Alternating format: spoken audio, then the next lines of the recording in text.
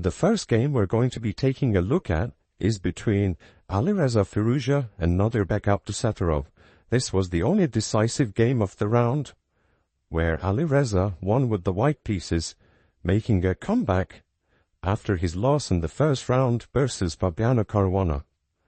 Today, once again playing with the white pieces, Alireza goes for d4. Nadirbek replies with the Slav defense, to which Firouzja goes for the solid exchange Slav variation.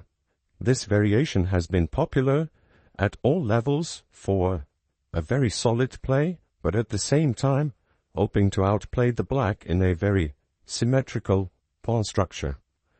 Knight f6, e3, knight c6. This is pretty standard, and usually white players opt for moves like knight c3 or knight f3, but Alireza played the lesser played move, bishop b5, pinning the knight to the king. Bishop d7, knight went to c3, pawn went to a6, bishop dropped back to e2, and e6 was played by black. So after the bishop went to e5 and then went back to e2, what he actually achieved was somehow forcing black to play the move e6 and locking the bishop on d7. White just kept his development with knight f3, bishop e7, and he played the move h3, so that he has the bishop h2 square available in case black plays the move knight h5. Short castles, queen b6, attacking the pawn on b2, and here white played the move a3. Notice that queen takes b2 would actually be a very bad move because of the move knight a4, trapping the queen on b2, since the a3 pawn is covering the b4 square, and the rest of the squares are controlled by other white's pieces. So that would win the queen. After a3, rook fc8 was played. White played knight a4 and then b4, starting an attack on the queen side. Black responded with b6, queen b3, trying to bring the rook to c1 perhaps. Knight e4, bishop d3, queen b7, and here white took the knight on e4, which is a big decision. White is giving up the bishop pair, but he is aiming to pick the pawn on e4 in the future, if black allows it. And here black played the move b5, which attacks the knight on a4, but gives up the c5 square, where white can land his knight.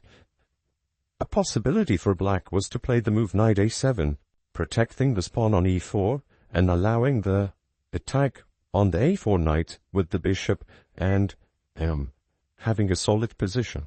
But instead, black played this move b5, attacking the knight. White replied with knight c3, hoping to win the pawn in the near future, and black simply played the move a5, trying to attack the queen side, ignoring this pawn on e4. Black certainly could have, and probably should have, played the move f5, defending the pawn, but maybe they were worried slightly about the king position with this long diagonal a2, g8 opening up potentially after things like d5, or f3 opening up the f-file, and so on. So black played the move a5 instead, which is attacking the pawn on b4, but white captured knight takes e4 in this position. Here, black played the move rook a6, could have considered the move a takes b4, but they might have missed this move, which is bishop to d6, attacking the pawn on b4, and if you take my bishop, I can play the move knight takes d6, hitting the queen, hitting the rook, winning some material. And if you take on a3, let's say with pawn takes a3, then I can take your knight, take your bishop, knight takes, and then knight d6, still wins the material. And if you want to do the similar, rook takes, pawn takes, bishop takes, knight takes, and then knight d6 also wins the exchange, probably the game later. So this is probably what black missed in the game, and therefore this whole b5 a5 idea is not the greatest idea of the position. So perhaps knight a7 was better, or after b5 knight c3 f5 was the better choice. a5 was the first slight inaccuracy from the black side. and after rook a6 was played, which is the decisive inaccuracy, white, after playing knight c5, has a very, very dominant position, especially after bishop c5, bc5. White is up an extra pawn, which is connected pawn, and there is a pressure on the b file, and the position for black is going to collapse slowly. Instead, the better approach would have been to sacrifice another pawn in order to get some activity and also lock the diagonal of this bishop, so that after, let's say, d takes e5, I can indeed play a takes b4 in this position, and I have stopped the concept of bishop going to d6 with this temporary pawn sacrifice. But after black missed that move, after a very, very long think, almost a 20-minute think, white had a very comfortable advantage, and up 2 pawns now, and the knight is coming to d6 at this point, not allowing any counterplay on the queen side with a4, making sure everything is locked, defending the pawn with rook c1, and white gave away the exchange, but now has more than enough material plus the passed pawn, so white is dominating in this position. And after black desperately sacrificed the bishop on the king side, trying to do something by exposing the white king, there is absolutely not enough material or counterplay. White simply went on to winning the game. In this position, black resigned simply because he doesn't have anything against the white's king, and white is up material, and therefore Nazarbek resigned. What a comeback, my Alireza Firouzja. After the loss yesterday, he was completely in a very good shape and had an unfortunate loss, so this win is actually going to motivate him for the upcoming rounds. Very, very big result for Alireza. Our next matchup is the All-American matchup between Fabiana Caruana and Wesley So. And these two players, they have played with each other in many events, and now they're facing each other. So Fabi goes with c4, the English opening, e5 and d3. Slightly less popular move compared to knight to c3 or g3, or perhaps even knight f3, but d3 is also fairly logical. White goes knight f3, knight c6, and a3. Black responds with the move g6. They could have responded with the move d5. This would have been the Najdorf variation of the Sicilian, but with the colors upside down. So white will actually have an extra tempo as opposed to the regular Najdorf variation. So in the game, g6 was played, g3, bishop g7, bishop g2, d5, cd5, knight d5, castles, and bishop d2. So both sides are simply developing. I have a feeling that Fabi was just trying to avoid the theoretical battle against Wesley and trying to get some position out of the opening where he can just move his pieces around and just play chess rather than have a theoretical debate. Black goes a5, white develops knight c3, and the knight drops back to f6. Perhaps black could have actually taken on c3 and then played the move a4, stopping any counterplay on the queen side, because b4 would be met by en passant, and black also has ideas like trying to cement the bishop if needed in the future. But Wesley decided to not trade pieces by retreating knight f6. White plays rook c1, both sides are improving their pieces, and white opts for the move knight to b5, putting pressure on the c7 pawn and trying to make sure this knight doesn't go anywhere, because sometimes in the English opening, this knight d4 motifs are typical for the black side.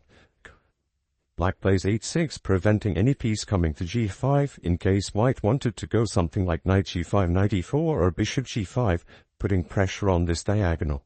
h6, bishop e3, knight d5, hitting the bishop, bishop goes to c5, knight goes to b8. Knight is retreating back, but the idea is black can play b6 or c6 in the future. If they played the move b6, in this case, white had this really interesting move bishop to d6. temporarily giving up the bishop, but if you take the bishop, I can play rook takes c6, attacking this pawn on d6, and I'm also opening up the diagonal for my bishop on g2, which would be very dangerous.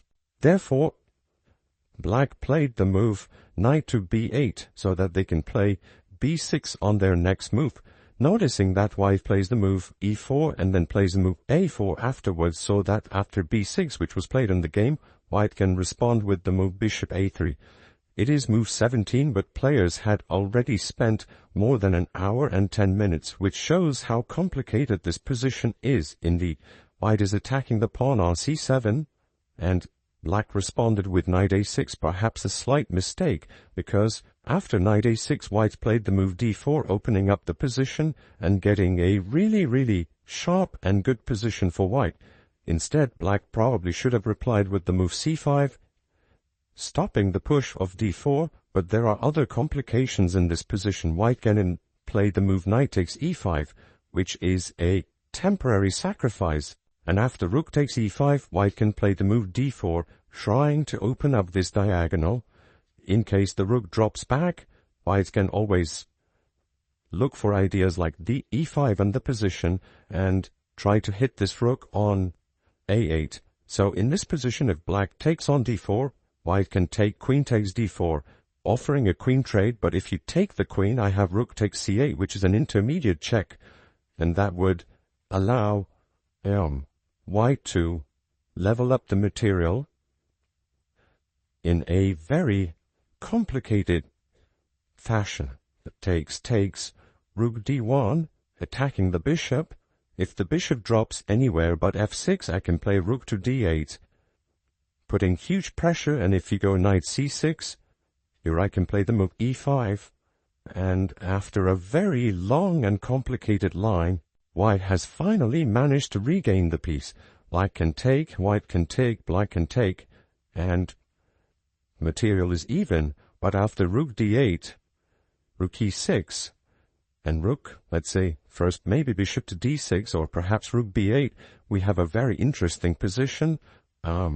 Maybe rook b8 is better indeed, and white is doing better due to the activity of his pieces, stronger bishop and an active rook, as opposed to the rook on e6. So this could have been possible if c5 was played, a very long variation. So not necessarily all of those moves would be played, but it could happen on the board possibly. But black played knight a6, which allowed the move d4. And now the game is extremely exciting. For bishop b7 was played, knight takes on e5, bishop takes e4 was played, bishop takes, and knight takes f7 happened. Black replied with queen to d5, but if black were to recapture this knight, white would have given the check on b3, forcing black to play the move rook to e6, to which white can reply rook e1, exerting pressure on the e4 knight. If the knight drops back to g5 in this position, white can simply attack this knight. There is no check on f3 because the queen is controlling it, and white would be winning since the black king is in extreme danger in this position. Therefore, the knight is not capturable, so black played the move queen to d5, attacking the knight now, forcing white to retreat to e5. Knight went to g5, threatening checkmate on h3. Of course, white saw that, played the move h4, rook takes e5, and sacrifice, d takes e5, knight f3 check, king h1. Now knight d2 check is not possible to win the rook because white can simply block the check with the move f3, and you cannot take the rook on f1 because your queen would be hanging, and this would be winning for white. So instead, black decided to keep the battery by playing the move queen to b7 and potentially threatening the move knight d2. White replied with rook to c3. White does not mind giving up the material on f1 because he believes that the position of the king, together with the passive pieces black has, should be enough for a win, and white is completely winning in this position indeed. Black played the move queen e4, and white replied with f4 after a significant think. In this position, white had around 13 minutes, and after the move f4, white had only 7 minutes. And just to remind for the time control, it's 2 hours and plus 30 seconds per move, so it's 120 minutes and 30 seconds per move. So time pressure is definitely a big thing, big part of the time control, especially when there is no second time control. So white opted for the queen trade since they don't want to allow any rook to d2 kind of motifs. So queen c4 check, queen takes c4, rook takes c4, and c5 was played. White maybe have lost the winning advantage. White is still winning, but not as big as it was before, and with significant time pressure kicking in, the mistakes might actually be more common in these types of situations with less time on the clock. White is bringing the king. f5 was played, trying to get the pawns rolling. b3, a move kind of consolidating, and probably aiming at these kinds of moves. Knight b4, bishop went to c1, bishop to g5, knight to d6, position is completely winning. White goes bishop f4, bishop b2 could have been maybe slightly bit better, but bishop f4 is still completely winning. Knight went to c6 and knight b5. This was the final slip from white in this position, a move like rook e3 with a big nuance, with the ideas of potentially playing the move knight e4 to trade this bishop off and then push the pawns in the future.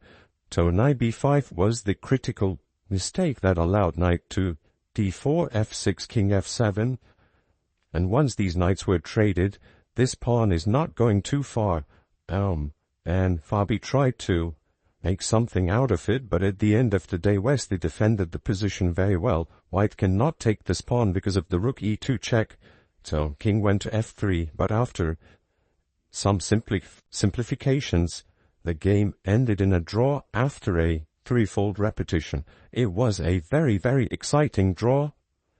Both players fought till the last second, and it was really close for Fabiano Caruana to go 2 out of 2 and lead the tournament. But with the draw, he is not able to have a sole lead.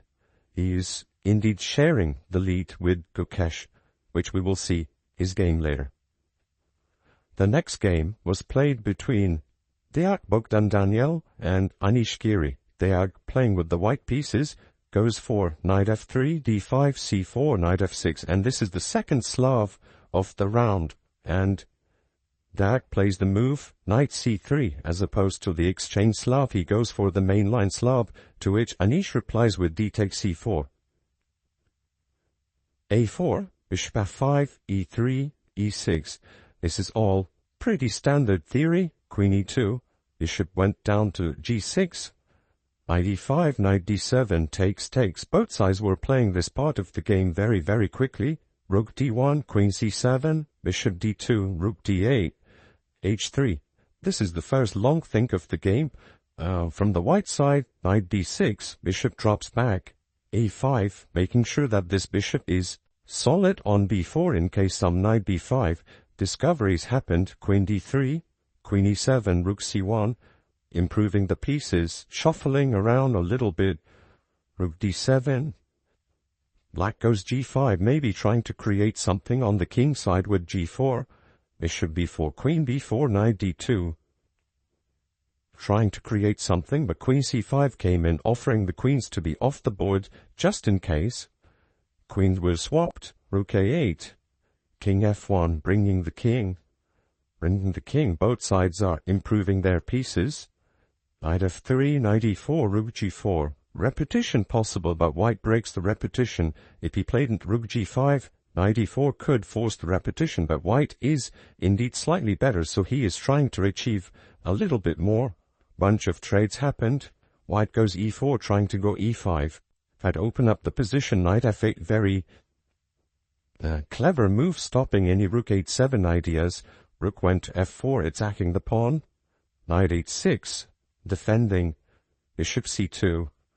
Rook d8, putting pressure on the d4 pawn. g4, offering some more trades. Black is just shuffling around b5, and maybe black has some chances now, trying to open up the queen side, especially with white having significant time trouble at the moment. It was 1.5 minutes versus 10 minutes. Black actually started piling up on the b file, putting pressure on the f2 pawn, and couple of repeating moves, and that's how the game ended. So Black was like, okay, I don't think I can put pressure on this at this point, because White has a pressure on the c6 pawn. The knight is kind of out of the game, so Anish was okay with the draw, and that was the end of the game. Our next battle was between Jan Nepomniachtchi and Gukesh. This was the longest game of the round, which went on for a very, very long time. And so let's go straight into the action. So it was a Ruy Lopez with an early bishop c5 and the knight ge7. So we can see that Gukesh is actually playing slightly offbeat line against Nepo, maybe trying to avoid some preparation and getting a maybe double-ace position out of the opening. Both sides are developing their pieces, and White takes here with the knight.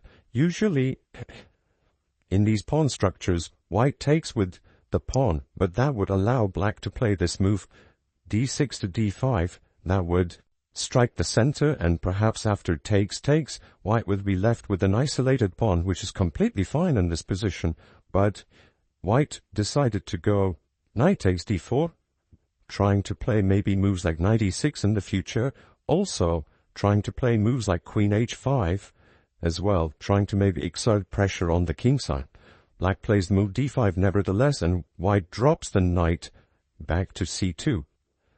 Black takes on e3, knight takes e3, d takes e4, knight takes e4, and the move b6.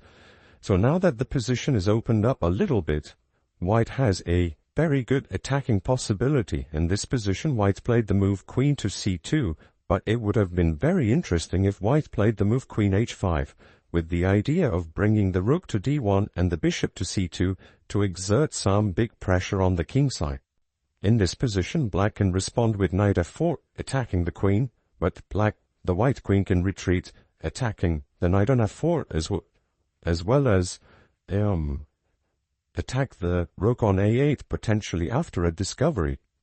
So, if knight d3 happens, White can play the move knight g3 and sacrificing the rook for now.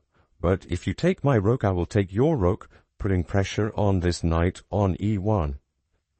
And after bishop d7, I can just play rook e d1, putting pressure on the d file. But this was not played. It would have been interesting if Jan decided to play queen h5, but he played the move queen c2 after something. Rook d1 was here nevertheless, and then c4 was played. Black played queen c6, putting pressure on this diagonal, to which White replied with knight d5, and that led to a huge trade. White played d6. More pieces were chopped off the board, and one would expect this endgame to end in a very quick draw, because the position is getting more or less simplified, but both players played this position for a very long time. Jan was pressing and pressing, and just to give like a very brief analysis on this, they played this position for a very long time. White actually played the 3 versus 3 because he has the bishop. If the bishop and knight were not on the board, this game would have been agreed to a draw extremely quickly, but White was able to get this nice pawn structure versus the h and f pawns, and therefore played this on for a very long time. And also Gukesh was less than 1 minute. He had less than 1 minute, so there was all the reasons for Jan to keep pressing and pressing. So after some shuffling, eventually what ended up happening was they just kept going and going, and eventually White actually managed to win a pawn after all of the complications. However, that pawn was not enough for White to win, because Black kept on attacking the bishop, threatening to simply take the bishop off the board and have a very well-known theoretical draw in the rook endgame, and therefore White didn't even bother trying it, just made some repetition, and the game ended in a draw, like that, peacefully. The last game we're going to be looking at is going to be between Praggnanandhaa and MBL. Prag goes e4, MBL responds with c5, and he goes knight c6. So MBL does not go for his usual knight off variation. He instead goes knight c6, going into a Rossolimo instead. Bishop g7, bishop c6, and takes with the b-pawn. So when you take with the b-pawn, it's a little bit more sharper as opposed to taking with the d-pawn. So MBL shows that he wants to play possibly for more with the black pieces. e5, c3, knight f6, d4, take, castles e5, knight d5, knight c3, take, d5, a little sharp position, but not very sharp. Indeed, black has the bishop pair, but white has all the development and putting pressure on this. c6 pawn, knight d4, knight b3, and white's allowed this move d4 to land, which forced a couple of trades, and at the end, white is up a pawn, but that is going to be somewhat temporary as black managed to activate the bishops, which eventually led to a repetition later in the game. So queens were off, white repeated once, couple of times to gain some time, but there is enough compensation for the given pawn in this game, and not too much has happened because black is, although down a pawn, the bishop pair is doing a good enough job of blocking everything, and simply the game ended in a peaceful draw. Solid hold by MBL. White did seem to have slight press, but the bishop pair did its job, making sure that everything was held together.